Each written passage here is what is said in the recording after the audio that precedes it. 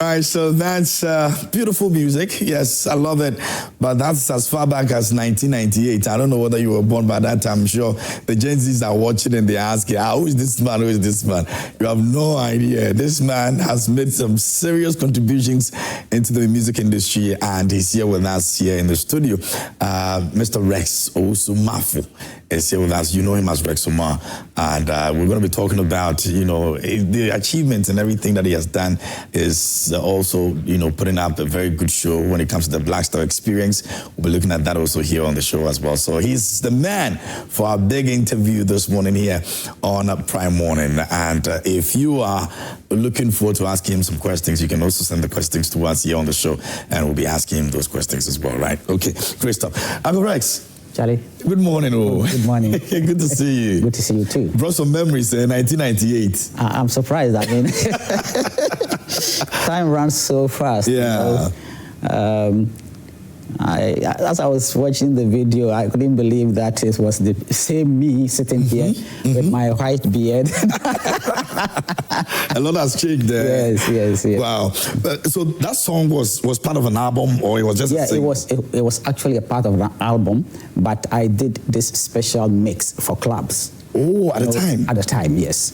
Because my advocacy was, why is it that you go to clubs and they don't play Ghanaian music? That's true. So I did the main song, and I did a remix that could be played in clubs anywhere in the world. And it did well? It did very, very well.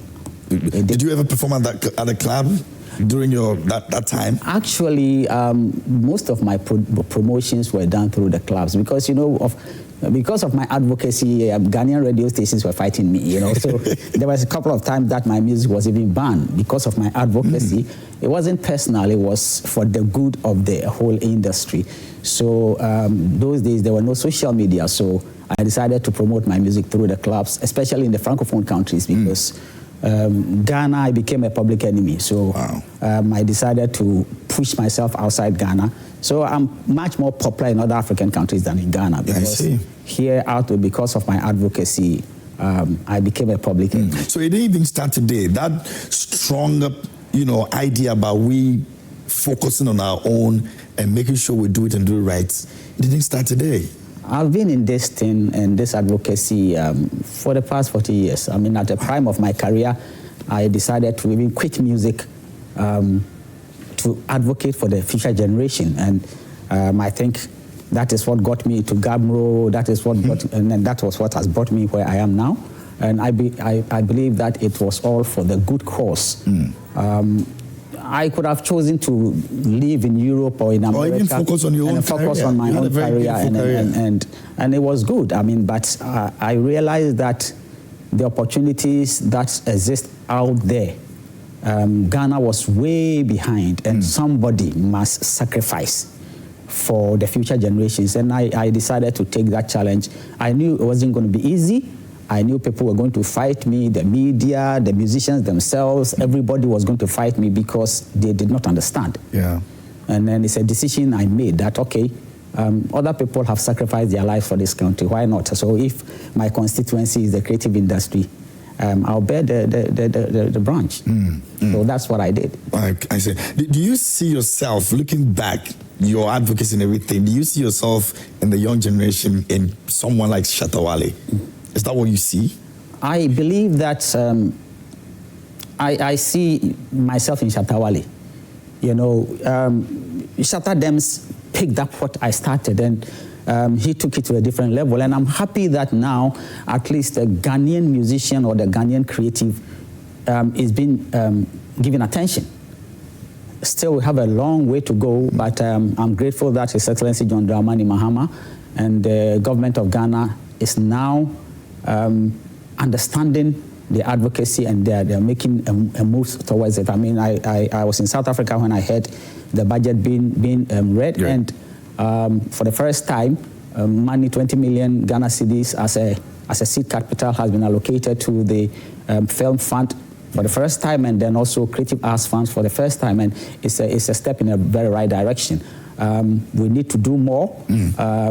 I believe that this will be a token or seed funds to be leveraged to get more funding into this sector.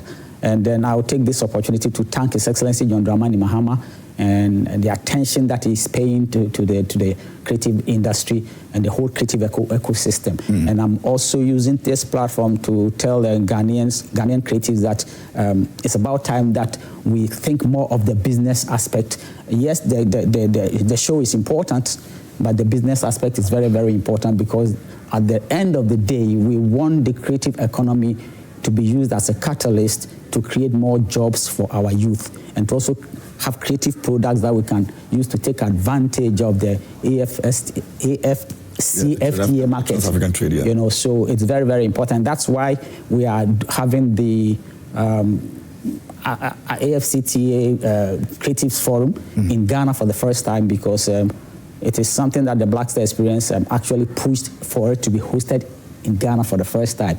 It's happening on the 24th to 26th of November at the La Palm Royal Beach Hotel. This is a platform that will help us a lot. We need to build our capacities. We need to see what other countries in Africa are doing. We need to bring industry captains and to be able to understand the business aspect of this creative economy. So it's all good. Before deciding that you want to do this for the NDC, and because you are so much involved in making sure that creatives get what they deserve, I'm sure it's one of the most difficult things that every creative person will decide that I want to do. Did you have fears at the time that, what if I do this and now it's time for them to deliver what they said they were going to deliver for the people and they are not delivering? What would I do to myself? Because I know there are others who even want to take ministry appointments and they are creative people and they are thinking, so if I do all the push and everything and they don't give me back what I'm asking for my people, what happens? At a point in time, did you have that fear? The thought came through, but I'm one person that when I'm convinced with something, I never give up. So I decided that, okay, this is a decision I've taken.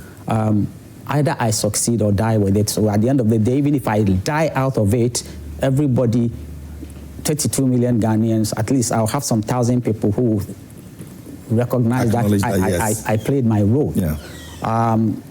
Everybody in this country know how I was lambasted left, right, center, just as a chairman of GAMRO, trying to fix a system.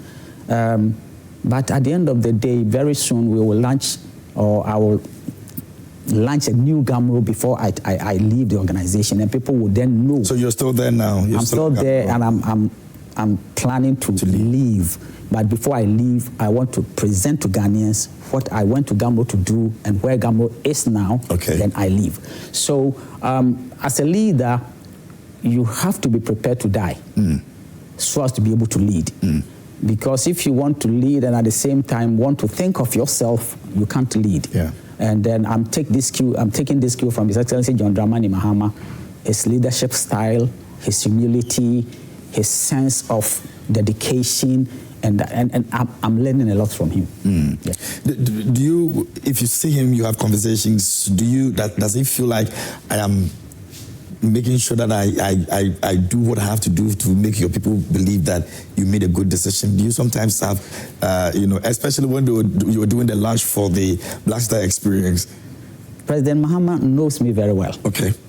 I have a way of communicating with him that is not verbal. Oh, I see. President Mahama is somebody that you can't even read. But anytime I see him, I know he's happy for what I'm doing. And that's, to me, that's the most important thing. He did not appoint me for no reason. He knows me, and he knows that he knows what I can do. And to me, anytime I meet with him, people don't even know. Ever since I was appointed, I've never sat with President Mahama to talk. But anytime I meet him, even yesterday I was with him. Oh, okay. But we have a silent communication, body language, makes me feel that he's happy of what I'm doing. Okay. We'll talk about the office and the Black Star Experience that we're about to, be part of this year. There have been other events that have come up, and all of those things. How would you address some of those issues that have come up with regards to individuals who already had their shows happening before we brought the Black Star Experience, to the table? Black Star Experience actually is not only for events. Black Star Experience our mandate is to rebrand Ghana through culture, arts, and tourism. So the entire creative ecosystem, tourism, and everything. And we are supposed to do this in helping to bring investments into the creative industry, whether through infrastructural development, whether through capacity building or whatever. So that's why my title or my designation is a coordinator. So I'm coordinating through all the agencies. Sometimes some of our work even falls outside the creative economy. So for example, if we are bringing investors, and we are setting up, let's say, a summit of investors coming from other parts of the world to invest in Ghana through the Black Star experience. Who do we deal with? We go through Ghana Investment Promotion Center. And then we go through, so some of these things, people think that Black Star experience is there for only the creative economy or only the tourism. No. For example, you want to develop, we have 7 pillars: film, music, fashion, cuisine, aesthetics, heritage, and then I think that literature. Okay. So these 7 pillars, assuming you want to push the cuisine, how do you develop your cuisine without the farms?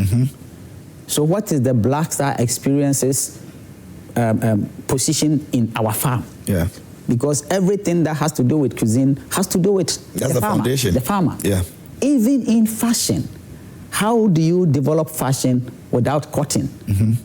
And who grows cotton? The farmer. Farmers, So it is, our work is interlinked. So our work is to, at the same time, redefine the Ghanaian identity, who we truly are, our way of life, our confidence, how we approach things. So for example, these days, ask any Ghanaian youth, especially the Gen Zs, what makes you a Ghanaian? Trust me, they don't know. So it is our work to make sure that we find ways and means, either through literature or some short movies or content, to help the Ghanaian young person to understand what it takes to be a Ghanaian. People do not even understand that the flag of Ghana, the red, gold, green, the red is the blood of ancestors who fought for this land. The gold is our mineral wealth, the green is our vegetation, and the black star in there is the Ghanaian, me and you. You know, so we need to find ways and means to let Ghanaians understand what it takes to be Ghanaian, what makes us unique. We are a small country, but very, very powerful and dynamic. We are proud people, but as time goes on, we are losing our identity. That is why His Excellency says we should use the Black Star experience to redefine the Ghanaian identity. So these are the things that we're doing through communication, through marketing, through advocacy, and in so doing, we want to draw the global attention on this country as the cultural capital of Africa. So we're doing cultural diplomacy. We move here and there, signing MOUs with other entities that will help, and at the same time bring events, global events that will draw Ghana's attention, global attention onto Ghana. And as people come here, they may end up coming to invest. They may end up coming just to be part of our society. And as time goes on, Ghana will become the black star that we all wanted to become. So the idea is not to cripple anybody's event, as is, made to believe that now we are trying to black star experience is trying to fight already existing events. No, not at all. Our strategy is amplify or create. Okay. So we help to amplify the already existing programs, and then if there are vacuums, we create. So we just signed an MOU with Tidal Rave. Oh, they just ended Tidal Rave. Just ended Tidal Rave. We are planning to export Tidal Rave to South Africa. So next year, we're planning to export Tidal Rave to South Africa. When they were doing Tidal Rave in Accra, I was in South Africa promoting Tidal Rave. Black Star Experience signed an MOU with MTV Base. And then Metro FM in South Africa to be part of some of the things that we do, so that our communication will take a global dimension. So Why are we exporting tidal rape? Because it's a youth movement that we want to bridge that gap so that we have more Ghanaian youth understand how South Africa works so as to be able to export our stuff. So there is a program in South Africa that they call Ghana First. It's gone on for the past 10 years. Wow. We are signing an agreement with them to take it to a different level. So very soon we will take Ghanaian stuff, Ghanaian products to export to South Africa. So we will team up with GEPA. Okay. We will team up with GIPC, and so that you have Ghanaian stuff. The Ghana First, they do it one day. We want to expand it to 2 days. So the 2 days, the first day would be Ghanaian products being exhibited in South Africa in the real sense of it. That is why we signed an MOU with the South African Art Council, so as to be able to do it in a proper way. So our work is not to duplicate anything or to stop anything, but to actually amplify and bring more attention to Ghana. I know it will take some time before Ghanaians will understand the real impact of Black Star Experience, but it's huge. And anytime anybody thinks of Ghana in the next couple of years, anytime anybody thinks of Ghana, he will think of the Black Star Experience. Are you happy with the progress made so far in terms of acceptance? You think that anytime you step out, people understand? Because when the Stonebwoy issue came up and all of that, a lot of people were thinking that, oh, this is a sabotage, this is what, and this is, you understand? So it makes it difficult for people to now understand that, okay, this is not something that, so in terms of acceptance, are you satisfied so far? I am very satisfied. You know, Ghana is not run, or the creative economy will not run by only one artist. People must understand that. A lot of Ghanaian artists are becoming so much entitled. We can't have 32 million citizens and have only 1 or 2 artists hijacking the whole economy. Do you know how many artists are with serious talents that are not being supported? So our work is to help to unearth a lot of the artists, and we can only do so with big concerts. Now, when you're going to fish, or you're going to for fishing, you need to put some meat on it. Exactly. So the thing is, people are complaining, oh, why are you bringing Nigerian artists? We are in ECOWAS. Anytime Ghanaian artists get up, oh, we want to go international. How would you want to go international when you close your borders? Maybe it's the dominance. The fact that if you have 2 Ghanaian artists, you have about 5 Nigerian artists. But that is not the Black Star Experience's position. Okay, over the period, that has been the and that is what we are changing. Yes. So, for example, if we are doing Taste the Culture, and we have 2 Nigerian artists, and we have 5 or 6 Ghanaian artists, you cannot fault us. And you cannot also sit in Ghana and be only inward looking and say you want to promote Ghana. It doesn't work that way. So then you sit in Ghana, you do shows only in Ghana, and then you promote only Ghanaian artists in Ghana. Then what are you doing? So we need to be strategic in a way that you create a platform. So you want to do something in South Africa, then you bring 2 South African artists, you take 5 Ghanaian artists to expose them to the South African market. The same way, you want to go to Nigeria, okay, so you go to Nigeria, you cannot just go and do shows and put only Ghanaian artists on that platform. You put some Nigerian artists and then add Ghanaian artists. You do same in Ghana. We are ECOWAS. Here is the situation, we say we want to create one market in Africa. And then if you sit in Ghana and you want everything to be in Ghana, how would you export Ghana? You know, so people must understand. This show, Stonebwoy thing, it was a clear misunderstanding. Because I was expecting that even if the mistake has happened, Stonebwoy should have called. Or between you and even Stonebwoy, we have a very good relationship. He should have just called, Charlie, this is something that should even have come to the public. But nobody called. Nobody came to our office. All I heard was, hey, somebody is sabotaging and all these things. I think we have to go above this kind of pettiness that doesn't bring anything to anybody. I want Stonebwoy to succeed. I want to see Stonebwoy filling stadiums in New York, filling stadiums in France, and all those things, because we want to export Ghanaian arts. But it starts from somewhere. If we cannot settle our issues home, how are we going to export ourselves? So we as government, we don't want to be part of the rivalry that is going on with some artists. That is not our cup of tea. We want to be sure that everybody is given that needed attention. And if there are issues of course, as humans, we will always have issues, little difference. But then we need to solve those problems. Yeah. It's not everything that you take it to public, honestly speaking. But I believe that as a leader, Stonebwoy is still my brother. They are the reasons why I do what I do.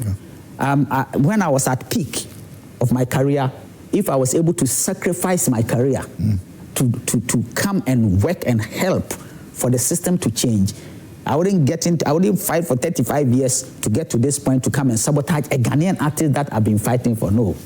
So, Stonebwoy, our doors are still open to you and all Ghanaian artists. It is you, because of you, that I'm there. So we need all your support. If there are issues, let's solve the problems and keep moving.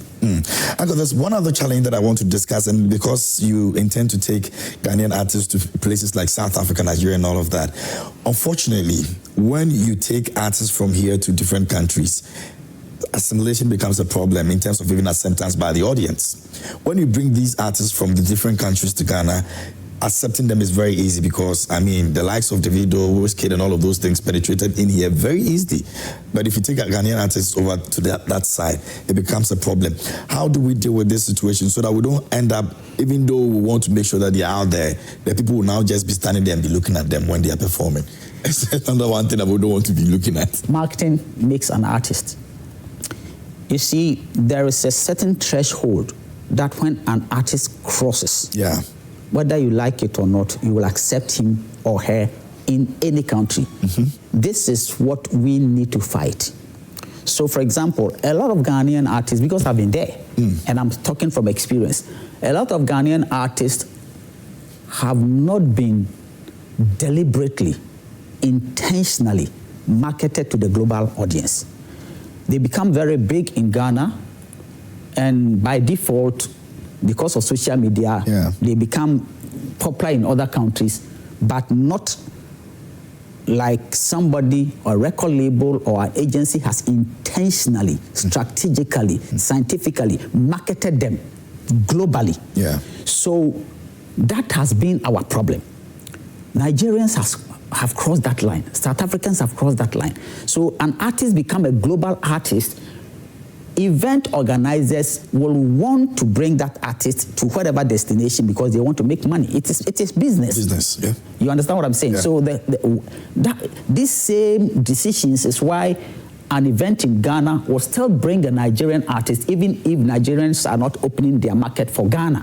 Because the event organizer who is bringing a Nigerian artist is not thinking of whether he's a Nigerian or he's thinking of his popularity and following.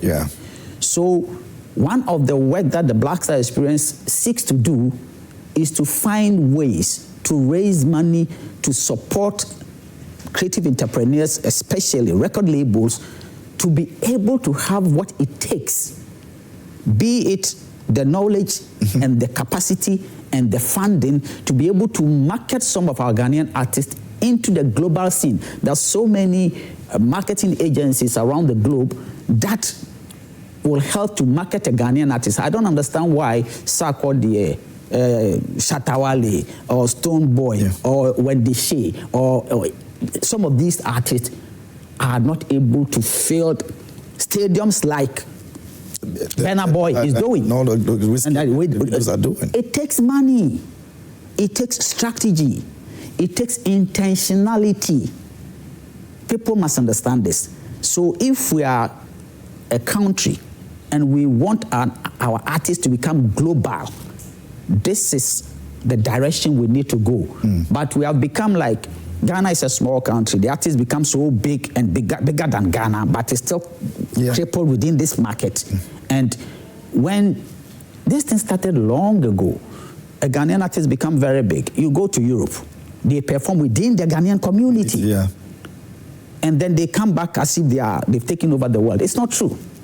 The only artists up till today, Ghanaian artists, and even that group, I wouldn't call them Ghanaian group because they were not made in Ghana. It's also bizarre. They were properly... You claim citizenship of them. Yes, they were actual global, So we need to go to a level where we will have really global artists. Is that a possibility? It is a Looking possibility. Looking at the crop that are not fading now, but where they've got into right now. We have a lot of young, very dynamic artists. That's why I use the word marketing makes an artist. It is 30% talent, 70% business. And trust me, we have a lot of creatives in Ghana, music, movies, comedy. We have them. Fashion, we have them. Have we marketed any of them? No. Because the creative industry is driven by private capital. How many creative entrepreneurs have we supported to do this kind of work? These are the issues that we need to deal with.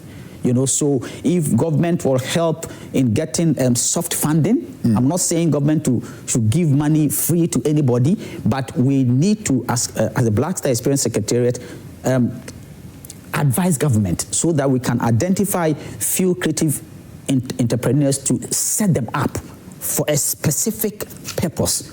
Now, as you are setting the record labels or you are investing in the film industry, whatever, what is the distribution? How would you invest money so much in a product, then you give the product to another platform that is a distributor and they take 90% of the money? And you don't get anything. And you don't get anything. So these are some of the areas behind the scenes. These are some of the investment discussion that the Black Star Experience is engaging. We want our work to be show. We don't want to talk. We want our work, the outcome of our work, to talk for us. So people must be patient. We understand the issues. We understand the problems, and we know how to fix the problems. But some of these things, it takes time. You need the foundational aspect of it. You need the funding. We cannot depend 100% on government to change the tides of the creative economy. Government will do its best in terms of policy, in terms of seed capital and whatever, but enabling environment. But we need to actually do what the business takes to be done. So that's what we're doing. All right. Speaking about global, I'm sure maybe we have a lineup for the Black Star Experience that you'll be sharing with us. But just before that, before we will also wrap up, speaking about global, we lost out on the Grammys again in terms of nominations. I know you've spoken about this and you continue to ask these guys to be patient because Grammy is not just all about what they see and all that. And we're losing again. Now, they've been ridiculed again. What would you want to say moving forward? Because sometimes it's not even about the loss. It's about how they are treated when the loss comes. It comes back to the same thing that I'm talking about. Do you know how many well-established, well-resourced record companies lobbying for their artists to win Grammys? And you sit here as an individual artist because you think you are popular in Ghana and you submitted yourself and then, no, it doesn't work that way. Business is being done behind the scenes. So and they have to accept that. People must understand that. The highest, if you don't have a well-resourced record company lobbying and pushing for you, the highest you can go is nomination. So you get nomination and that's it. But if you have record companies with millions of dollars backing their artists, I mean, somebody will release a single and its marketing budget is $1.52 million. And you sit in Ghana, and because you are popular within 32 million people, and you think that you've taken the globe, it doesn't work that way. So we must understand that first and foremost, Grammys was not created for Africa. I mean, it's only recently that African music, Afrobeat, Amapiano, and stuff like that has been accepted as a global stuff. Previously, they lumped all of us in our different genres and everything, and they call it world music. Something that belongs to the world doesn't belong to anybody. The global system hesitated in calling African music African music. So they call it world music. So when you go to a music shop, they categorize all of us in some corner, calling it world music. So it took the creativity of some of our creative entrepreneurs to be able, especially, I kind of congratulate the Nigerian creative entrepreneurs. They have found a way to break through the system with funding, with know-how. And then South Africans they are structured because all the record labels, the Warner Brothers, the blah, blah, blah, they are all in South Africa due to apartheid system and all that. So they are far away. We, Ghana, first, we are a small country. Even though we are very, very unique and powerful, but our intentionality and strategy, if we really want to stand out. Why do you think that every Nigerian artist pass through Ghana before they become hit? Because our markets, our doors are open. Yeah. So it is easy for a Nigerian artist to come here with some few dollars, change and pay through our system, and it becomes a hit. Then their country accept them. What have we been doing? How many Ghanaian artists will have a budget to go to Nigeria to market themselves or to go to South Africa to market themselves? It's a long journey. Let's talk about the Independence Square event that is happening real quick. We've got about 2 minutes to do this, and then we have to go. We are doing something that we call Taste the Culture. This is a flagship project of Black Star Experience. So it's a mixture of music, fashion, and gastronomy and all that. So an annual year event that will happen. And we also have some partner projects. One is also happening at the African Lake, which we call Talking Drums. It's a pure hip-hop project. I think when the president was doing his media engagement, somebody asked a question that, what has happened to Black Star Experience? Our office was set up, the budget, 2025 budget was read before our office was set up. So this whole year we didn't have a budget. But we couldn't say, I wouldn't sit down as a leader and say, oh, because we didn't have a budget, we are not doing anything. So we have thought outside the box to make sure that projects happen. And these projects are projects that are driven by private capital, so as to be able to keep the Black Star Experience going until we get some budget to actually implement some of our programs. So this is going to be a major concert. That's a flagship concert. And then we're bringing 1 or 2 Nigerian artists and a lot of Ghanaian artists. And that is happening on the 26th of December at the Independence Square.